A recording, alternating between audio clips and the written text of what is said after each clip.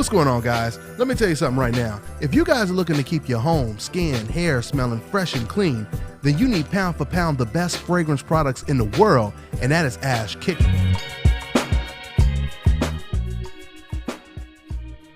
Dante's Boxing Nation, what's going on, guys? First things first, congratulations to Gennady Golovkin. A win is a win, and he got the W tonight. He defended his title against quote-unquote glass jaw Danny Jacobs, and he goes 12 rounds against that guy with the suspect chin. Who would have thought, right? Who would have thought the guy who was known to have this weak glass jaw would be the first guy to go 12 rounds and arguably defeat Gennady Golovkin? Yeah, we about to talk about all that right now. Now, I want to ask a couple questions. The first question I want to ask to all the fans, I don't care if you hate Golovkin, if you love Golovkin, if you're impartial, just as a boxing fan, I want you to answer this question honestly in your heart. Did Danny Jacobs make Golovkin, or maybe I should say, did Danny Jacobs bring the best out of Golovkin? Or did Danny Jacobs make Golovkin look extremely ordinary in this fight? As Teddy Atlas said, Kell Brook made Gennady Golovkin in that fight. What would you guys say? Did Golovkin look fantastic in this fight, or did he look extremely ordinary in this fight? Second question is, who won this fight? Who won this fight? I thought it was pretty interesting. Now, you know, I didn't go out and cover this fight because my son, he weighed in today. He was actually supposed to fight out here in Las Vegas today, but he didn't get a fight because the other opponent was weighing too much or whatever the case may be.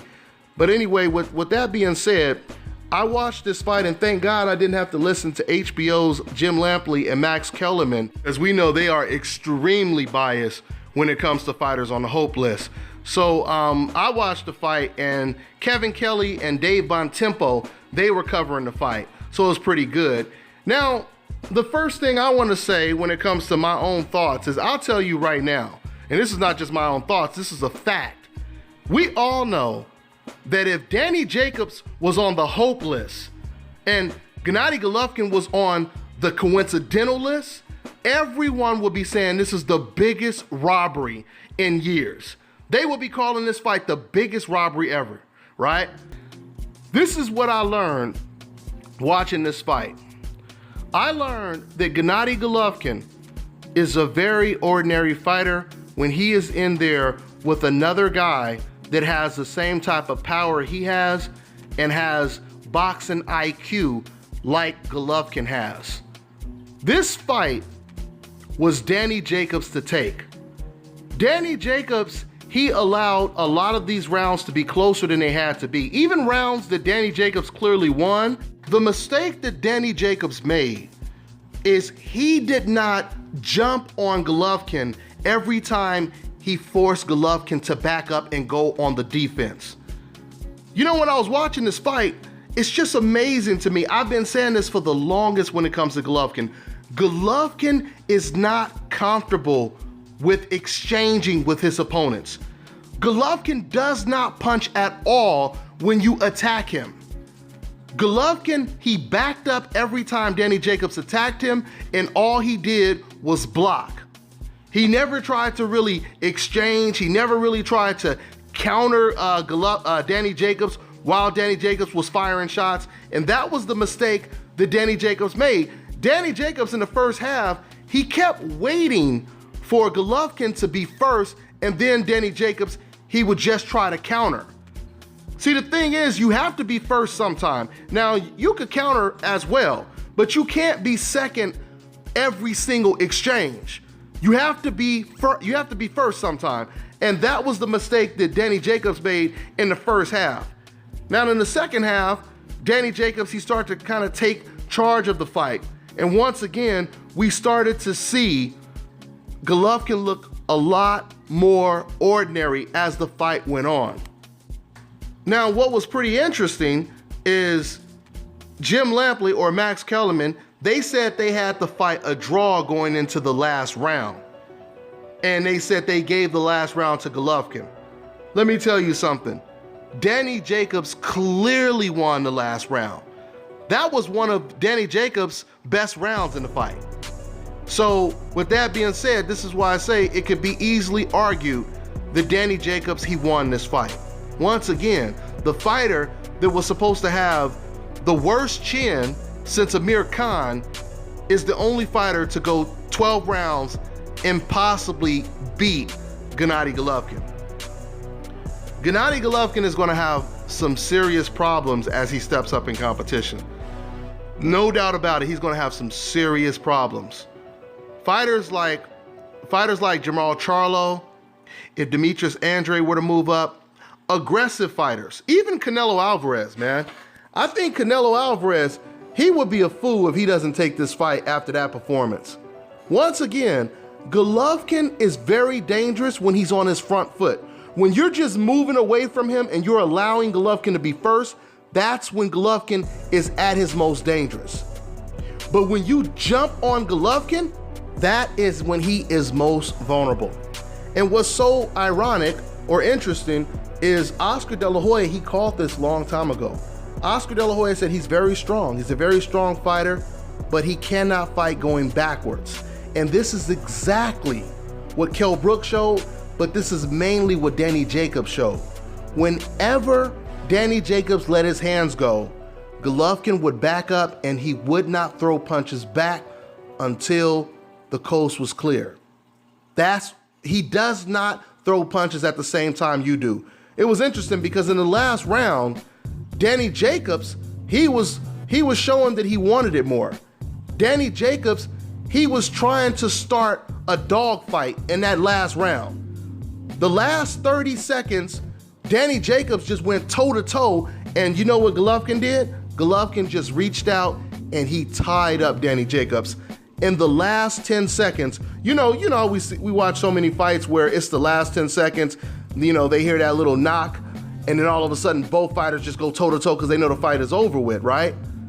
But that's what Danny Jacobs did, and Golovkin, he elected to reach out and tie up Danny Jacobs. I'm telling you guys right now, Golovkin is going to have some serious problems with very aggressive fighters. Once again, it could easily be argued that Danny Jacobs won this fight, but I feel Danny Jacobs, he allowed some rounds that he won to be closer than they had to be. Like I said, there were times when Danny Jacobs would throw a combination and Golovkin would back up, and all of a sudden Danny Jacobs, he would take his foot off the gas, and then he would allow Golovkin to come back and, you know, reset and start off another combination. Danny switching from righty to lefty, that also confused and frustrated Golovkin a little bit. The body punches were bothering Golovkin a lot. And you notice Golovkin himself, he never really went to the body that much. It was surprising how relaxed Danny Jacobs was, despite the fact that he had already got knocked down. He was very relaxed with Golovkin. Once again, he was willing to go toe-to-toe in exchange with him at times. He laid against the ropes, which I thought, you know, was a real bad idea, but he didn't really get caught that much outside of when he got caught with the right hand and he got knocked down, but he got up and fought even harder when he got back up from the knockdown. So, I mean, you know, this is just real talk, guys. This is real talk. Golovkin looked very, very ordinary in this fight. And, you know, we already heard that, you know, the excuses when he didn't look too good against Kell Brook, they said, oh, you know, of course the decaf said, oh, you know, Golovkin just let him do that. Golovkin just wanted to get hit, et cetera, et cetera. What's the excuse now? Because we know damn well he didn't let this hard punching Danny Jacobs hit him. Golovkin is not comfortable in a dogfight. And Paulie Malignaggi said it as well. Paulie said, you know, Danny Jacobs needs to jump on him and start a firefight. And Danny Jacobs didn't do that. I truly believe that if Danny Jacobs would have jumped on Golovkin, I truly believe Danny Jacobs could have stopped Golovkin tonight. I believe that he would have either stopped him or he would have forced Golovkin to quit on the stool, because Golovkin looked very uncomfortable when Danny Jacobs was on the attack. Danny Jacobs, he said going into this fight that Golovkin's best days are behind him. And I want to know what you guys think about that, because once again, you guys have to understand something. This was Golovkin's best opponent that he's ever faced. And there's no doubt about it, this was a step in the right direction for Golovkin, you know, facing better competition. The last guy he faced was Kell Brook, a welterweight, and that was his toughest fight. Now he fights against Danny Jacobs, and this was even more of a tougher fight. This was a fight that he arguably lost, okay? So, I mean, when I think of him, I'm gonna be honest, man, even a Carl Froch, man, I mean, I wish we really would have got the Carl Froch fight. I think a Carl Froch that goes in there letting his hands go, any fighter, as far as I'm concerned, that is not afraid to engage, and they have the same type of natural strength, it doesn't have to be the same power, but they have a similar type of power that Golovkin has, or at least enough power to get Golovkin's respect, they have a very good chance of beating Gennady Golovkin. They have a very good chance. You know, right now, I would lean towards Canelo to beat Golovkin. I personally believe Canelo, Jamal Charlo, and even Demetrius Andrade, if he were to move up to middleweight, I think they all beat Gennady Golovkin. Gennady Golovkin is not comfortable exchanging with fighters. As Oscar De La Hoya put it, he cannot fight going backwards. And that is exactly what we've seen tonight. That's all I got for now, guys. I'm on to the next one. This is Bobby, and you're watching Dante's Boxing Nation.